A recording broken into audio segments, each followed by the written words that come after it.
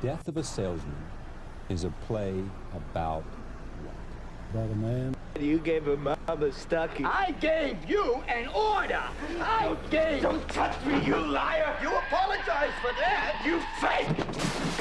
About an economic How long have you been doing situation. this? It'll pass by morning. Shouldn't we do something? My dear, you should do a lot. Like this all the time.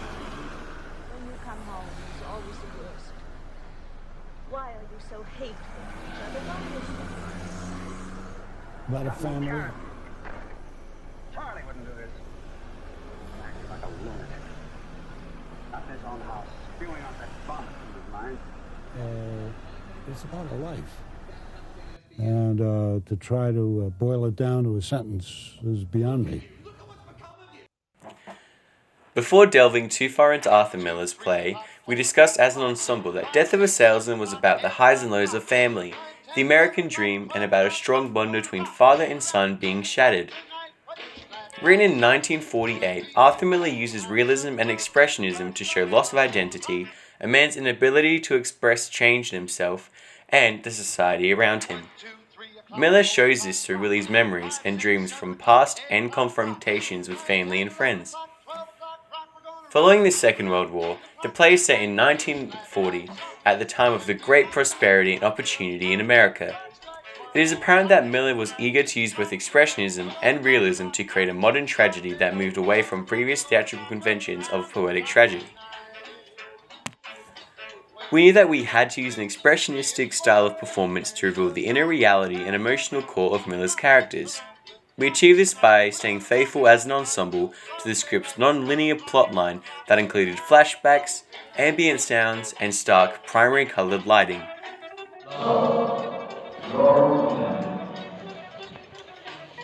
I've been waiting for you for so long, man. To achieve this, Miller's largely expressionistic and painful view of a splintered family, we would have to dig deep as individual performers and as an ensemble. We used various warm-up exercises to get to know one another and to grow in our understanding of each other's stagecraft skills, strengths, timing, and rhythm. Specifically, we used Stanislavski's Magic If, which is the using of an actor's personal experience to relate to their character, thinking what they would do in a situation. At first, I struggled to work out my character's super objective, Biff's goal throughout the play as well as Miller's subtext. Therefore, if I wanted to understand the motives and subtext beneath Biff's lines, I knew that I would have to apply Stanislavski's notion of the art of experiencing, and therefore perform within myself. Applying Laban's theory of gestures and patterns helped me to showcase some of Biff's super objectives and motives. For example, when I verbally confront Willie with a line, Fake! You phony little fake! I wanted to express anger and pain after finding his father in a hotel room with another woman. In this line, Biff attempts to expose his father and break through the enormous layers of lies which he has built around himself and his son for years. Combining Stanislavski's Magic If and Laban, I decided to use my arms in a slashing and pointing motion. I used a slashing motion when saying, "You fake," as I felt like it was when Biff first breaks through his father's facade. And I used a pointing gesture as this is an action designed to accuse and convict, which I believe is Biff's objective in this scene. To further develop our characters, we delved into the historical, social, economic, and cultural landscape of the great American dream and its subsequent relevance to the relationship between Biff and his family, particularly Willie's failed attempts to participate in a dream and any real financial success. As an ensemble, we recognize that Miller's play is a commentary about a nuclear family with a housewife, a hardworking father, and two sons. The American dream represents the limitless possibilities following the horrors of the Second World War. This led me to think of how my character Biff would feel during this opportunistic era, and how despite the endless possibilities, he still ends up a failure. On paper, it seems apparent that Biff's failure is simply due to him wanting the easy way out. However, it is much more than this. Biff's shortcomings stem from his issues of stealing in order to make his father proud of it. Due to the enormous expectations that he has placed on himself after being built up all his life by Willie. This is evident in the play's climactic scene when Biff tells his father, "I stole myself out of every good job since high school because you blew me so full of hot air I couldn't stand taking orders from anybody." Understanding this tragic scene, I understood how I needed to act with my ensemble to show this relief. Firstly, I worked on my accent. The themes in Death of a Salesman are quite intense. They can resonate with an audience and really impact them. Since we're performing to younger year levels, like year 9 to year 12, it was quite important that we didn't want to scar them with the intense themes of Death of a Salesman. So we decided to use a foreign Boston accent to kind of distinguish between reality and fiction. And I looked at how he moved from one sentence to another, how he would raise the intensity of his accent, how he would move from, low tone to really harsh tone in like a matter of a sentence. Biff's super objective is to get Willie to admit the truth. This is apparent in the lines, "We can tell Mom." Biff wants his father to be honest to his mother about the affair so that all the pain being compressed inside of him could be released. In this way, Biff's objective is to confront the past, as well as confronting Willie. Biff also turns to Hat towards the end of the play, saying, "Why you do something for him?" Additionally, he confronts his mother Linda. You gotta stop making excuses for him. The man's always wiped the floor with you. I pictured Biff being a kid who has let his pain compress over time. A guy who simply wants the truth to be revealed. A man with resentment towards his father, but also a desperate love for his father's approval and well-being. We see these two conflicting emotions in Biff when Linda tells him that his father has been trying to kill himself. Vomit from his mind. Biff, he's gonna kill himself. If you hadn't flunked. Flunked what, Dad? What are you talking about? I did it. It was important for us as a small ensemble to build trust among one another. And so we improvised and played with our roles and key scenes to find a natural flow and a sense of complex familial bonds that Millar's play hinges on.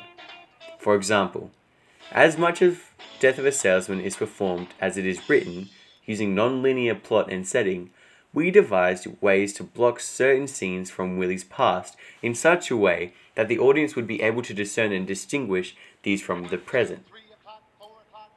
In this scene, we wanted the audience to see Loman family in better times, when Biff revered his father. We played with the idea of lifting Willie up into the air in an act to show the boys' idolatry to their father. But we did not use this scene in our final performance as we found it cumbersome, clunky, and a little dangerous. I came up with the idea to use a small raised stage that was separated by a small space adjoining our main thrust stage. As an actor, we improvised in this space, trying different types of blocking. The stage also consisted of a larger main platform that has 2 beds, 2 chairs, and a table. Early on, we knew that this was to our advantage in performing various scenes using theatre in the round, as it allowed our performance to be more dynamic and immersive for the audience. It allowed us to move about, play, and experiment more freely and naturally. Importantly, we hoped that it would allow our audience to feel as though they were inside the protagonist's head, just as we always kept in the back of our minds that Millar's original title for Death of a Salesman was indeed Inside of His Head. Because it was always Arthur Millar's intention to employ expressionism throughout his play, both in terms of performance and setting, so as to not draw attention away from the main events, plot points, and his characters. Biff Loman is one of the most iconic, most played roles in modern theatre. By taking on the role of Biff, I knew that I would have to research and immerse myself in his character. Through my research, I learned that Millar uses Biff not only as a catalyst for the main plot points that reveal through him, but the tragic end of the play is largely affected by Biff's equal measure of hatred and love towards his father. When asked in an interview, "Do you think that there's a chance that Biff will come to terms with who he is and accept his father for the person he was?" Millar responded, "I think so, as long as he is no longer threatened by him. Then he could possibly accept him as who he was without accepting his values. seeing him as a tragic character and loving one too. I was inspired by John Malkovich's 1985 performance of Biff, and drew from the emotional power of his performance, his Boston accent and physicality. From a glance, my character can come across as just a grumpy man. Though this is true, it was important to look at why he comes across that way. Because of his lies and crazy high expectations. The director and I both discussed ways that we could use key scenes to show the audience Biff's ongoing psychological inner battle. We also discussed the volume and pacing of the hotel scene, where I felt that the scene required a gradual build-up from Biff's sense of isolation, sense of loss and sadness to an intense anger. For example, I go from confused, shocked and in denial to an intense sobbing and brash anger, storming out the scene. In this way, I wanted to make clear to the audience through the pitch, tone and volume of my voice, together with Biff's physiological discomfort, the layers of sorrow, anger and regret built into his character, that he was just a boy, scarred from what his father did. So many dreams, so many plans.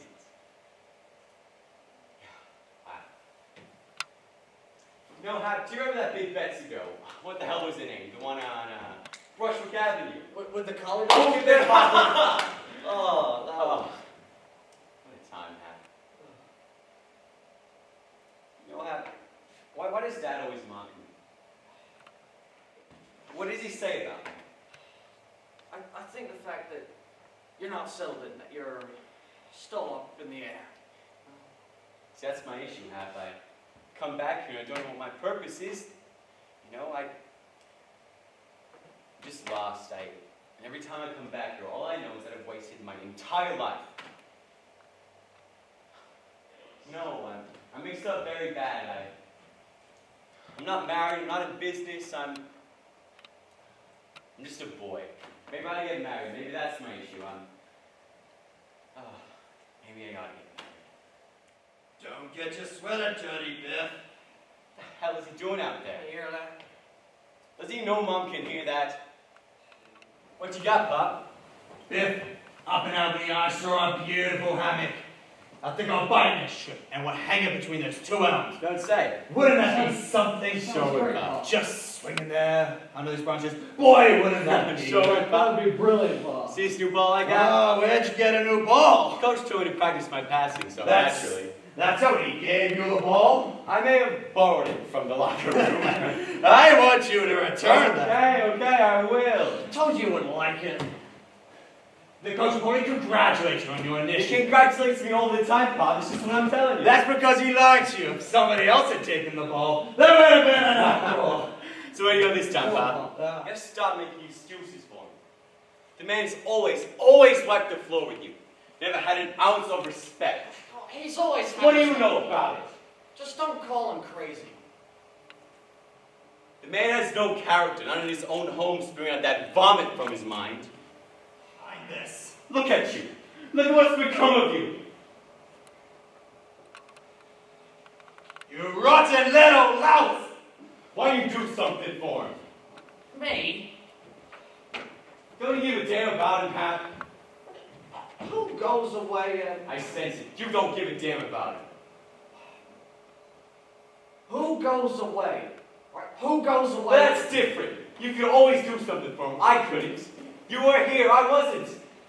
Don't you hear what he's going to do to himself after he's going to kill himself? Don't I know it? Me? Help him, please. Help him. Help me. I can't bear to look at his face anymore. Please just help him. Please. We can tell Mom. No, I don't want to see her. What do you mean you don't want to see her? I don't want to see her. Did you hear what I just said to you? Don't bother me, will you? Listen, Dad, shake hands. Not my hand. I was hoping not to go this way. Well, this is the way it's going. Goodbye. And may you rot in hell if you leave this house. Exactly what is it you want from me? When you're rotting on the side of the railroad track, and remember, and don't you dare blame it on me. I'm not blaming it on you, pal. I won't take this kind of crap from you. You hear? I'm not blaming it on you. You're trying to put the knife in me. Don't think I don't see what you're trying to do. All right, phony. Let's lay it all on the line. What is that? You know damn well what it is. I never You're crazy. seen it. Never seen it? The mice didn't breathe into the cellar. What is this supposed to do? Make some hero out of you? Make me feel sorry for you? I never heard of it. There'll be no pity, Willie. None. Spite! Spite! Listen, Dad. You're gonna hear who I am. I know you. We haven't told the truth for 10 minutes in this house, and I'm quite through with it. We've always told the truth. What do you know about it? Listen, Dad, this is me. You wanna know why I don't dress for 3 months? I stole a suit in Kansas City and was in jail. And I suppose that's my fault. I stole myself out of every good job since high school.